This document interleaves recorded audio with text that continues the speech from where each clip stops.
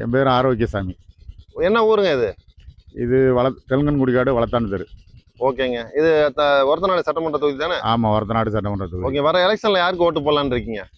அதை பற்றியெல்லாம் முடிவு பண்ணலைங்க. இங்கே இருக்கிற பிரச்சனையில் ஒவ்வொருத்தனும் ஒவ்வொரு மாதிரி இருக்கான். இங்கே நாங்கள் ஒரு 15-20 வருஷமா ஒரே கட்சியில் இருந்தவர் டக்குன்னு மாறி இருக்காரு. அதெல்லாம் உங்க ஊர் தான் போல இருக்கு. ஆமா, எங்க ஊர் தான், பக்கத்து வீடு தான். அந்த மாதிரி நிலைமையில இருக்கு. அப்ப யாரை நம்பி எதை செய்யறதுன்னே தெரியல. அப்படி இருக்கு இங்க உள்ள நிலவரம். இங்க விவசாயம் சம்பந்தமா இந்த டிஎம்சில நெல் போறதுல தான் அதிக காசு வாங்குறாங்க அப்படின்னு சொல்லிட்டு ஒரு பெரிய பிரச்சனைகள்லாம் போராட்டம்லாம் நடந்தது. அதை பத்தி நீங்க என்ன நினைக்கிறீங்க? இப்ப இந்த குறுவையிலேயே நாங்கெல்லாம் நெல்லை கொண்ட போட்டுட்டு 20 நாள் காத்திருந்திருக்கோம். ஓஹோ. நெல்லெல்லாம் முளைச்சு வெளியில வந்துட்டு அங்க உதயநிதி ஸ்டாலின் அறிக்கை விடுறாரு. அதெல்லாம் ஒண்ணுமே இல்ல, எங்கேயும் முளைக்கலன்னு. இங்க வந்தா பார்த்தாரு அவர் அங்க வீட்டுல உட்காந்து அவர் வீட்டுல உட்காந்துட்டு அன்னைக்கே அறிக்கை விடுறாரு. இங்க போராட்டம் நடக்குது, நெல் எடுக்கல, எல்லாம் முளைச்சு கிடக்குது. அவரு அங்க அறிக்கை விட்டுக்கிட்டு இருக்காரு.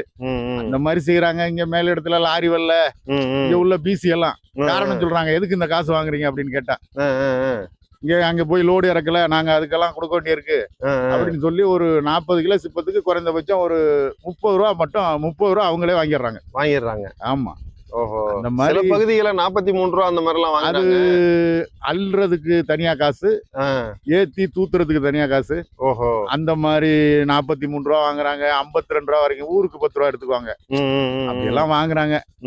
எல்லா நிலையிலையும் பாதிக்கப்படுறது விவசாயியா தான் இருக்கு. விவசாயி தான். இந்த சிலிண்டர் தட்டுப்பாடுன்னு நேத்து சொல்லிட்டு இருந்தாங்க. 2 நாள்ல பார்த்தா டீ 12 ரூபா வித்தது 15 ரூபா. சாப்பாடு 60 ரூபா. ஆமா, சாப்பாடு 60 ரூபா வித்தது 70 ரூபா. ஆமாமா, நானும் இப்ப ஊரா போயிட்டு இருக்கேன், எல்லாம் ரேட்டு ஏறி. ஆமா, எங்க எது நடந்தாலும் நேரா விவசாய தலைக்கு தான் வருது. அந்த மாதிரி பிரச்சனைகள் தான் இருக்கு. இதுல அரசியலை பத்தி பேசுறதுக்கு நான் அதிகம் விரும்பல. ஆமா, அந்த மாதிரி இருக்கு சூழ்நிலை. ஓகே, நன்றிங்க. இப்போ இங்க தென்னை உற்பத்தி அதிகமா இருக்கு. ஆமா, அது தென்னை இந்த மூலப்பொருட்களுக்கான ஒரு தொழிற்சாலை அமைக்கணும்னு சொல்லிட்டு ரொம்ப நாளா ஒரு கோரிக்கை இருக்கு. ஆமா, அதை இது வரைக்கும் ஒன்னும் நிறைவேற்றல. அதெல்லாம் செஞ்சு கொடுத்தாங்கன்னா எங்களுக்கு ஒரு நல்ல உதவியா இருக்கும். பெரிய உதவி. அதெல்லாம் இங்க கவர்மெண்ட் நடத்துறவங்க எதை செய்யறாங்க? இங்க ஒரத்தநாடு தொகுதியில தான் நெல்லு விளைகிறதே. இங்க இருந்து நெல்லை ஏத்தி தூத்துக்குடிக்கு அனுப்புறேன், கன்னியாகுமரிக்கு ஏத்த அனுப்புறேன் அப்படின்னு சொல்லிட்டு இருக்காங்க.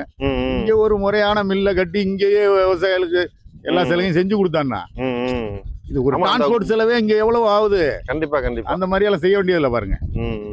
வர்றவங்க பூரா அரசியல்வாதிய பூரா அவங்கவுங்க சம்பாதிக்கிறதுக்கு தான் இருக்காங்க ஒழிஞ்சு யாரை பத்தியும் கவலைப்படுறதா இல்ல. அப்படிதான் இருக்கு என்னோட கருத்து.